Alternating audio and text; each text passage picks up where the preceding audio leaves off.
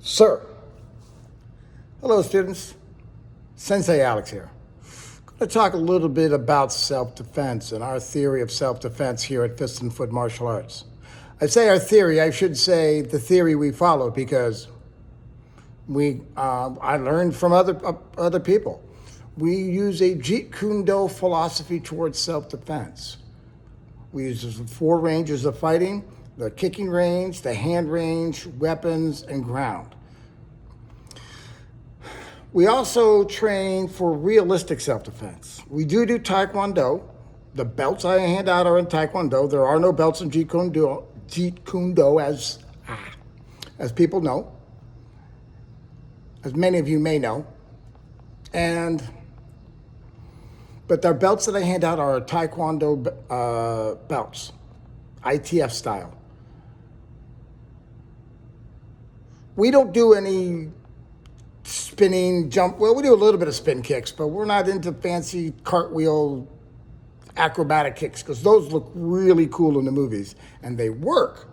They work as long as the person, the attacker, stands where they're supposed to stand. Then they work beautifully. If they move, well, cut. Anyway, so we practice, we train for practical self-defense. What does that mean? Well, it means a lot of things. One, it means protect yourself at all times. Another thing that people forget is the most effective block is to not be there. If that means move, slip, or leave. Sometimes you see trouble brewing, you can leave. The most important tool we have on our self-defense toolbox is our brains, our minds, our sense of self, and then with that, our sense of self-awareness, awareness of our surroundings. Keep a heads up and head out of your phone when you're walking down the street. When I see people walking down the street with their head on the phone, crossing streets, in the crosswalk, staring at their phone, it's frightening to me. I feel like, are you trying to be suicidal? I know they're not. They're not thinking. They're off in their own world. It's dangerous. You know, they say look both ways before you cross. Look left, look right, look left again, or whatever it is. I keep looking back and forth all the time I'm across the street. Keep your eyes open.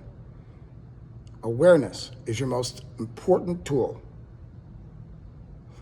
Lastly, for now, there's no such thing as a fair fight. Well, if you're messing around with your friends, and I teach a lot of kids, if you're messing around with your friends, you're just goofing around with your buddies, yes, you want to fight fair.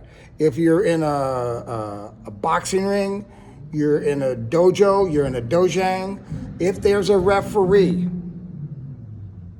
then you fight fair. But out on the street, there's no such thing as a fair fight. Because so there's a whole thing about bullies that, side note, and that's for kids, so we'll talk about that another time. Anyway, just remember, eyes open, ears open, mind open. Protect yourself at all times. Sir.